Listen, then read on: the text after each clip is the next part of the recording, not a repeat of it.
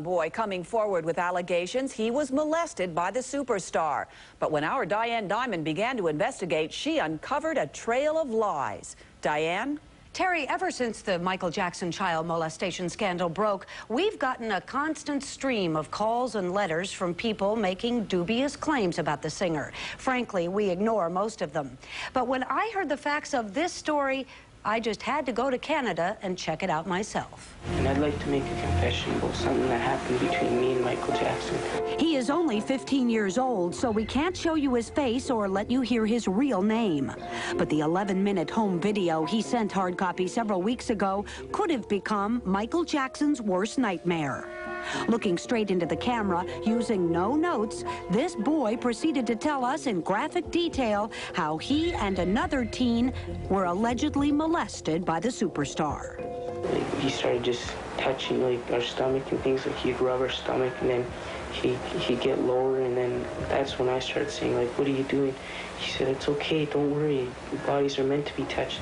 But the boy wasn't acting on his own. He had help. A man who identified himself as John Templeton of Mississauga, Canada. That's a suburb of Toronto. He sent us the boy's videotape statement and even called several times to make sure we looked at it. Then I got a call from the boy himself. Diane Dimond. Over the next few days, I spoke with the boy for hours, and he never wavered. His story stayed consistent. The boy said he met Michael Jackson at a Canadian video arcade.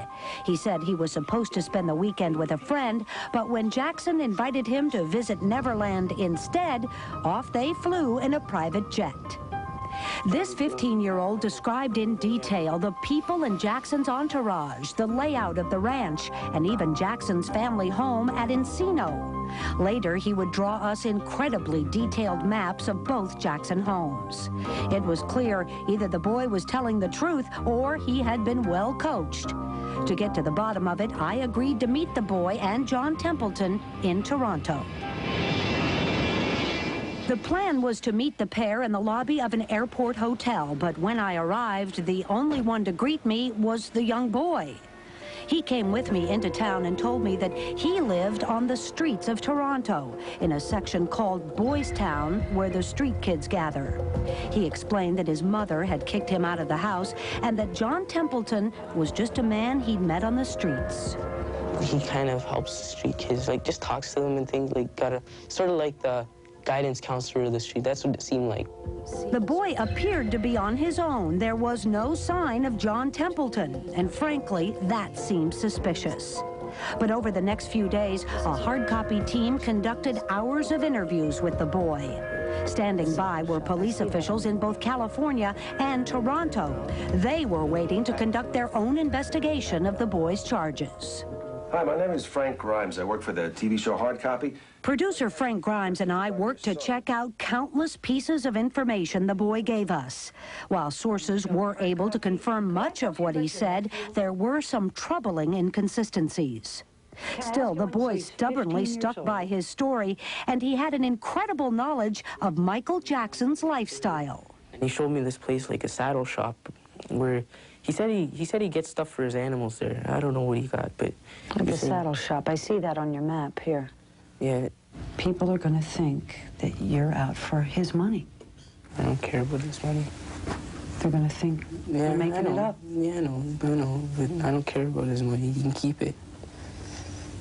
You tell him the absolute truth. Yeah. He talked for hours, and he knew so much.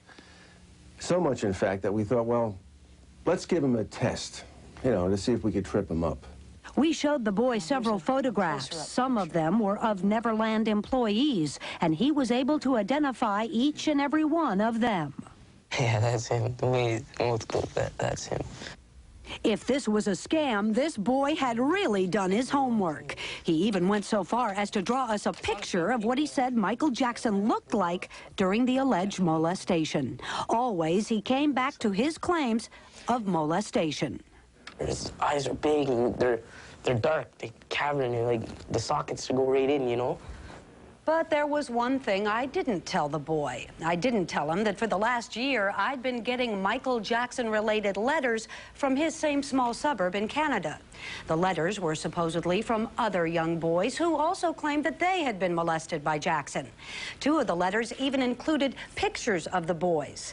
Well, someone was behind all this, but still, there was no sign of the man who'd sent us the original video statement of the boy. No sign of John Templeton. There's a Detective Campbell downtown. He doesn't know your name. He doesn't know anything yet. Okay. But he's waiting to see us. Want to go? Yeah.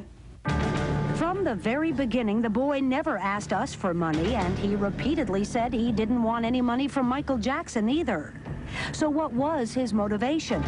Well, he said it was simple. He said he wanted justice. And now he was about to give a sworn statement to the police. I want you to remember one thing. Just tell the truth. All right.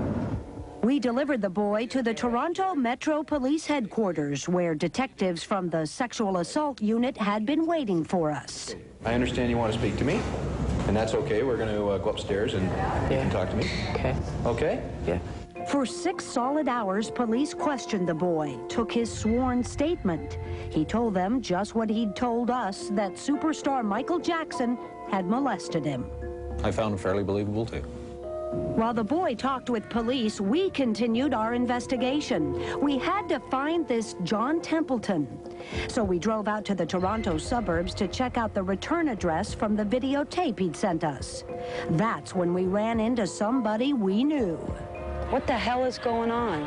Okay, Diane, let me explain something to you. Say hello to John Templeton, only his real name is Rodney Allen. We've known about Rodney for a long time. Right after the Michael Jackson scandal first broke, he was on the phone to us claiming that another Jackson family member had molested him years ago. Rodney has never offered any solid proof of this claim. He appeared to be a man bent on revenge. And Rodney admitted he was the one who'd been writing me all those letters. I care about this one kid who gave me all sorts of information about Neverland, about Havenhurst, about Disneyland, about Michael Jackson's body. Where did he get all that information? He got it from me. You planted all this stuff in this kid's head. I didn't plant it in his head. He was asking questions. I answered them the best I can. I told him what I could tell about the place. Because I want Michael to face it. So this kid is a A1, #1 liar. Professional. The whole story was a scam. A Toronto street kid meets a man obsessed with the Michael Jackson case, and the result could have been an international scandal. Meanwhile, back at the police station, the boy finally broke down. He admitted that he and Rodney Allen had made up the whole story. The young boy was lying. That's my belief, and as a result of that, he was charged, yes. Can you tell us what he was charged with? Public mischief. Well, the boy is still in custody tonight, and police continue their investigation of Mr. Rodney Allen.